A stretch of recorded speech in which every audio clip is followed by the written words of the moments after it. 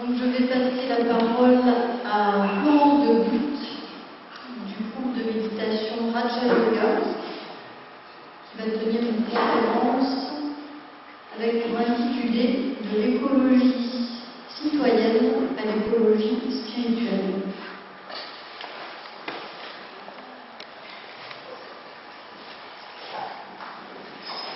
Bonjour à tous. La chose Céline, où nous sommes. Voilà, c'est ici que ça se passe.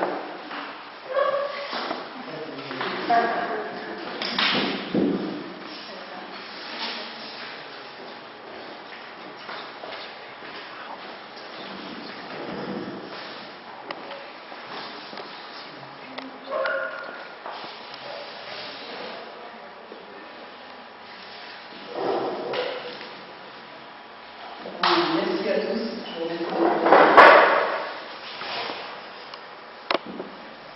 Alors, comme Virginie vous l'a dit, mon nom est Florence Guy.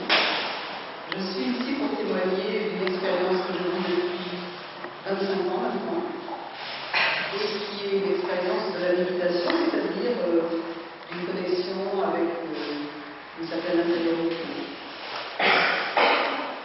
Le lien qui s'appelle ici, c'est vraiment celui de notre écologie citoyenne, c'est-à-dire les gestes naturels qu'on est tous amenés à faire maintenant, à minima, pour coopérer au bien-être de la planète. Et ce lien avec notre écologie intérieure, donc tout simplement mettre de l'ordre dans notre mental, dans notre pensée, dans nos émotions, le bienfait qu'on peut retirer d'une pratique telle que la méditation. C'est vraiment connu maintenant, un seul ouvrage de vulgarisation sans qu'on nous cite les divers bienfaits de la pratique méditative. C'est devenu même très tendance. Je peux vous dire que cela fait des milliers d'années que la méditation est pratiquée à travers le monde et ce à travers toutes les traditions. On ne parle pas de religion. On est au-delà des religions. On est dans ce qui unit l'homme, c'est-à-dire son expérience intérieure, son lien avec le cœur. Donc, pour brosser au mieux de façon simple et plus construite, j'ai préparé un petit diaporama. Alors, Céline est là, je ne vous la présente pas, vous la connaissez aussi bien que moi. C'est la méditation de ici, il y a Christiane Vendée qui est là. Christiane, si vous voulez mettre toi. Une personne qui pratique la méditation depuis de nombreuses années, une ancienne également sur Pays Bleu. Donc si certains d'entre vous sont intéressés, c'est avec Christiane que vous aurez à prendre contact. Nous avons un petit stand ici et une très belle stand. Voilà. Donc ça va se passer de cette façon. Les slides vont défiler, vous allez pouvoir les lire tranquillement. S'il y a des commentaires à faire, il y en aura, je pense. Il n'y aura pas de questions sur place. C'est à la demande de l'organisation. Il y aura des questions si vous désirez. Si vous souhaitez approfondir ou aller plus loin dans les échanges, vous contactez sur le stand. Voilà. Donc la phrase de Gandhi est tout simplement vivre de façon simple afin que d'autres puissent vivre.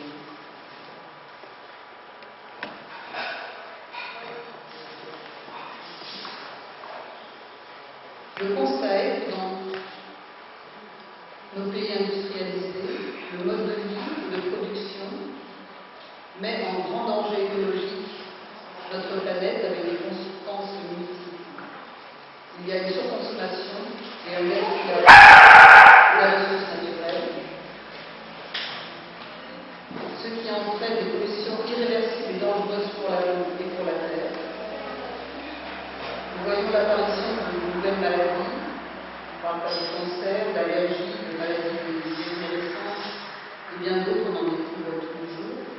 Et même si la médecine fait des progrès, il est loin de pouvoir enlever cela.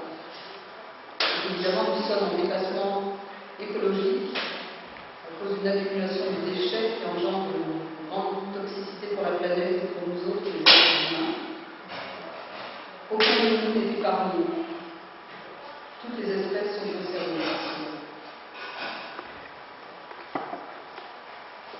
Je n'ai pas voulu aller dans la catastrophe parce qu'il y a tellement d'horreur partout.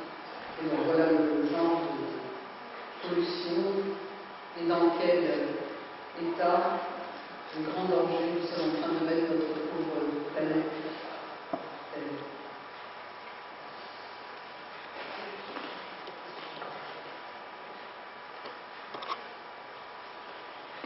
Donc on peut constater que ces pollutions très dangereuses affectent tous les règnes, qu'ils soient animales, végétales ou minérales. Et les plans concernés sont les plans biologiques, chimiques, physiques. Je ne parle pas de la pollution mentale.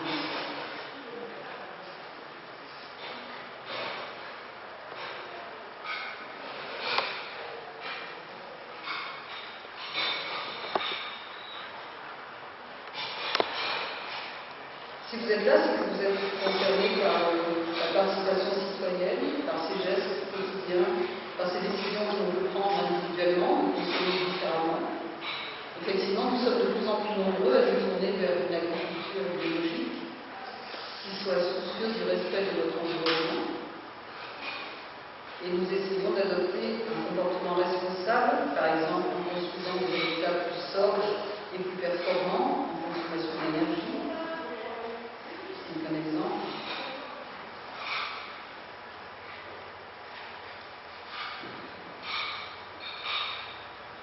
Et on sent bien que le monde ne va pas bien. Il se rend compte qu'aujourd'hui, il est vraiment difficile de se ressourcer dans un monde où les valeurs se perdent, où il y a un mal-être qui grandit et qui, en aucun cas, ne peut être guéri par la surconsommation ou par les différents comportements d'addiction si fréquents aujourd'hui. On fait croire qu'en possédant, on sera plus heureux, mais on se rend bien compte que ce n'est pas dans cette voie-là qu'on va trouver.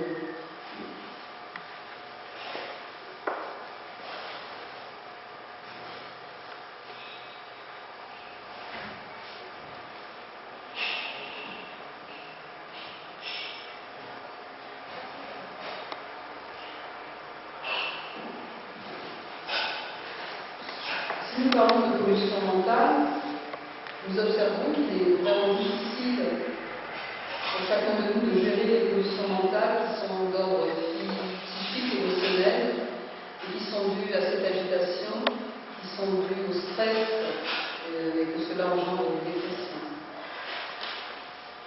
Nous pouvons tous polluer notre mental avec la culpabilité, avec les peurs, avec toutes sortes de pensées, qu'elles soient négatives, des pensées agitées, des pensées méprisantes.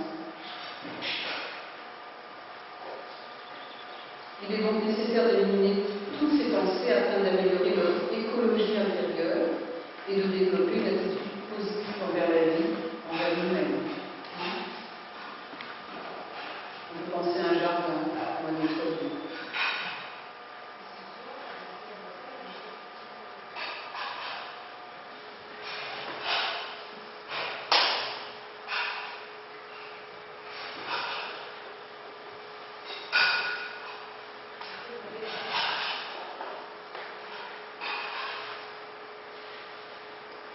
Ce dessin fait par un ami artiste, il représente, symbolise chacun de nous en général, souvent en train de ployer sous les soucis, le stress.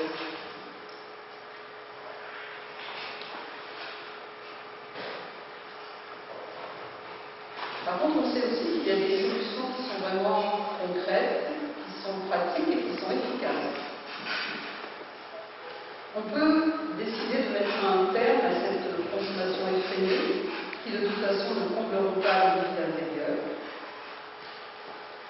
On peut décider d'adopter un mode de vie qui soit plus respectueux de notre environnement de devenir un éco-citoyen, éco-responsable, en adoptant des gestes quotidiens. Alors vous savez autant que moi ce sujet, j'imagine, ne pas gaspiller l'eau, faire attention à consommer des produits de saison, attention à notre trace carbone, utiliser des appareils qui soient loin utilisant l'énergie, etc. Du bon sens. Adopter une alimentation saine et surtout respecter l'autre, parce que si je respecte l'autre, c'est que je respecte mon soi aussi. Apprendre à vivre en harmonie avec la nature, réapprendre, donc avec soi.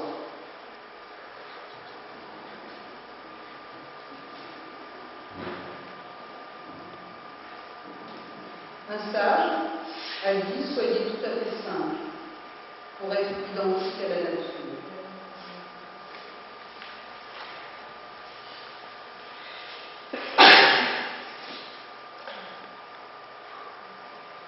Dans la nature, tout a une direction.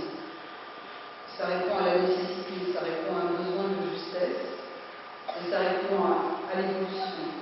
En fait, seul l'homme qui est doué d'un mental a donc la possibilité d'aller contre la nature, parce qu'il a ce libre arbitre. Donc, il peut faire du mal. Nous sommes en fin de compte des principaux pollueurs de cette nature.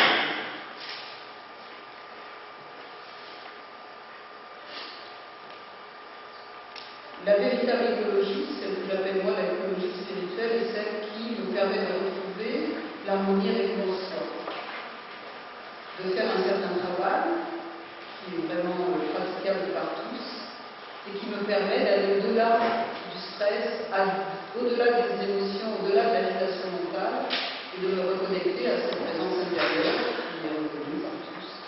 Et seulement, en général, on ne nous en parle pas. Personne ne nous dit même que ça existe. Ça commence, les gens très jeunes.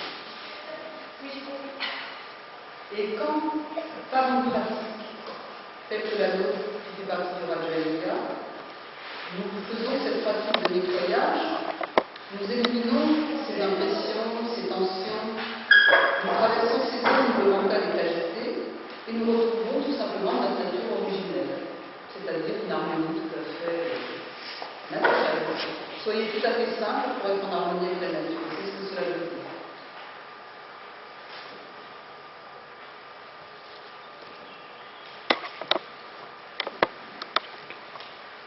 Quand on parle de se réapproprier notre nature, cela signifie que, de la même façon que les valeurs naturelles précèdent les valeurs spirituelles, les cycles de la nature qui alternent jour et nuit, bruit et silence, de même façon, l'homme doit retrouver un cycle naturel d'activité et d'intériorisation. Il n'y a rien de mystérieux. Le problème, c'est qu'on n'a plus du tout ces périodes d'intériorisation. On le compte par lecture, par consommation de programmes de télévision plus ou moins intelligents. Enfin bref, la paix, le vide, tout simplement le silence est devenu la vie publique numéro 1. Si on commençait à penser, et si on commençait à sentir,